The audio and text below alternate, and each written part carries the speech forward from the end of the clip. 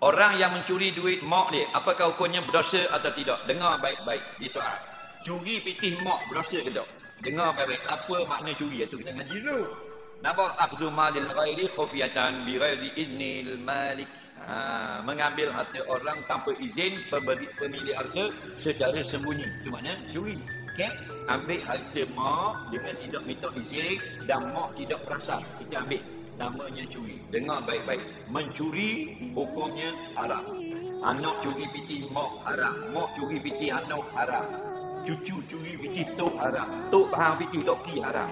Toki tipu piti cucu dara haram. Haram belaka. Faham? Tok bila curi piti tok siok haram. Nampak? Tok siok curi piti kekek. Haram. Dua saja yang tidak haram mencuri. Anak dengar tak? Dua perkara saja tidak haram. Nombor satu, isteri curi pitih suaminya sendiri untuk beli keperluan rumah. Tidak haram.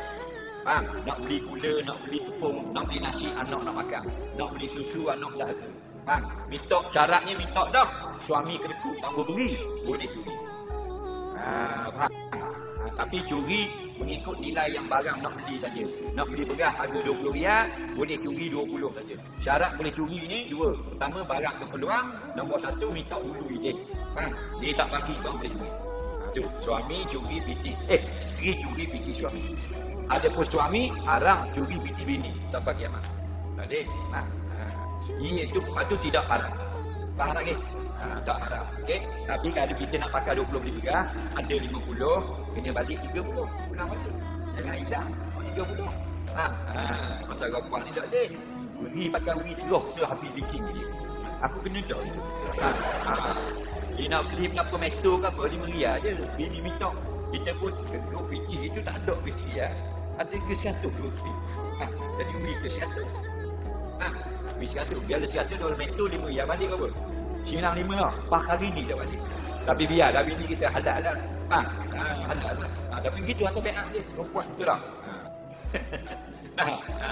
Sebab kita ni orang lelaki benda kerja kita. Cari piti. Bini kita kerja apa? Dia habis piti kita. Itu baru comel Tuhan buat balik tu. Kalau kita je duk cari tamu-tamu, gila babi namanya. Dah kita dah cari piti siang malam, kita kena cari pula seorang lagi. Siapa pula? Bini. Untuk apa? Untuk perapi piti yang kita cari. Sebab tu dia suka kan? Apa yang suka ni? Kalau di bandar timur, membeli belayu ke? Ada kerja air. Mekah nak shopping. Murah. Kenapa?